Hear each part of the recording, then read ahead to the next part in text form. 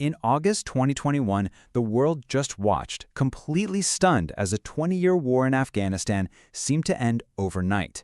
The capital, Kabul, fell to the Taliban without a real fight. So how on earth did that happen? How did a two-decade-long effort completely unravel in just a matter of days? Well, let's get into it. To really grasp the shock of the collapse, you just have to look at this timeline.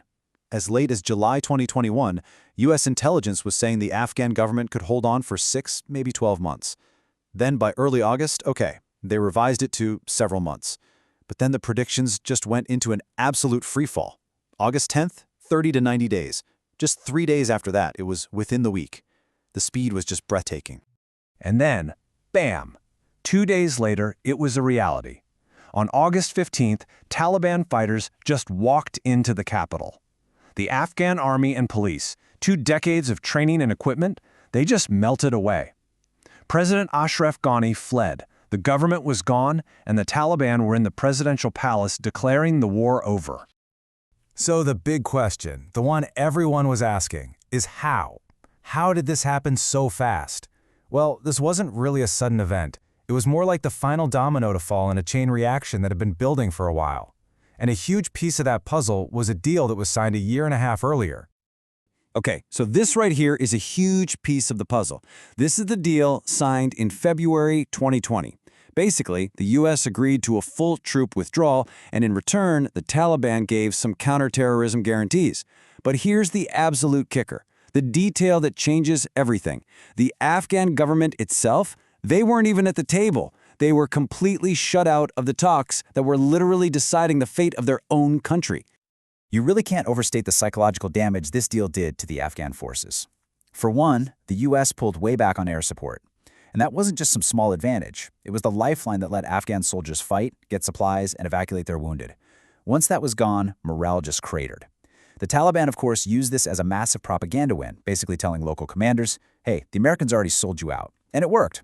It started this wave of side deals and negotiated surrenders all across the country. So you've got this deal that basically pulls the rug out from under the Afghan government and its will to fight. The final blow came when the U.S. actually started its final withdrawal, which was the green light for the Taliban to launch their nationwide offensive. May 1st, 2021. That's the day the last U.S. troops officially began to pull out. And like clockwork, the Taliban launched their final offensive. Without American air power, without that critical support, and with morale already shattered, entire sections of the Afghan army just started to fold, often without even firing a shot. Provincial capitals fell one after another like dominoes. So as the country collapses, you've got this massive crisis. Tens of thousands of people are trapped, foreign nationals and especially Afghans who had worked with the international forces. With the Taliban seizing all the land borders, the airport in Kabul became the one and only exit. It turned into this single point of escape for an entire country, and what followed was just one of the most desperate airlifts in history. And the sheer scale of this evacuation was just mind-boggling. We're talking over 123,000 people airlifted out. To put that in perspective, it was the largest non-combatant evacuation in U.S. military history. Just think about that for a second. And they pulled all of this off in just 18 days. 18 frantic, chaotic days. For those 2.5 weeks, the airport was basically this tiny island of international control surrounded by a sea of Taliban rule, with thousands of people swarming the gates, absolutely desperate to get out.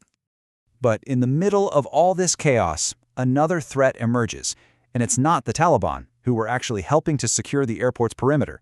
No, this was their sworn enemy, a group known as ISKP, the Islamic State's regional branch. And on August 26th, that threat became a horrifying reality. An ISKP suicide bomber attacked Abbey Gate, one of the main entrances to the airport. The explosion ripped through the crowds, killing at least 169 Afghans and 13 American service members. It was the single deadliest day for the U.S. and Afghanistan in a decade. Just a terrible, tragic punctuation mark on the end of a 20-year war. So the last evacuation plane leaves on August 30th. And a new chapter begins for millions of Afghans. The whole world is watching, wondering, is this a new Taliban? A different one from the 1990s?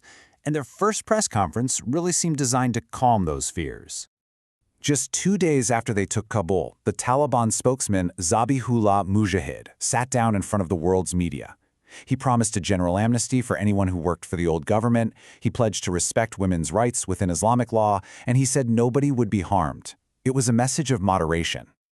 But what was happening on the streets told a completely different story. Almost immediately, reports started coming out about door-to-door searches for activists. Female journalists vanished from the airwaves. And literally decades of progress for women were just erased overnight with new rules on how they could dress, where they could go, and if they could even work. So this whole shock and collapse, and especially those scenes from the airport, well, for a lot of people, it was impossible not to think of another moment in American history, another messy end to a long war. And of course, we're talking about the fall of Saigon. The parallels were just uncanny, right? The sudden collapse of a government the U.S. had supported for years, the frantic helicopter evacuations from the embassy, and those heartbreaking, iconic images of desperate people clinging to departing airplanes. It felt like history was repeating itself. But what makes his comparison so powerful and so stark is this quote right here. On July 8th, just 1 month before Kabul fell, President Biden flatly rejected the comparison. He said there was no circumstance where you would see people being lifted off the roof of an embassy. This quote really just underscores how badly the speed of the collapse was misjudged by almost everyone. So in the end, America's longest war was over. A 20-year effort that unraveled in a matter of days, reshaping a country and leaving the world with some really tough questions about what it all meant. And it leaves all of us with a final, heavy thought. What happens when the world looks away?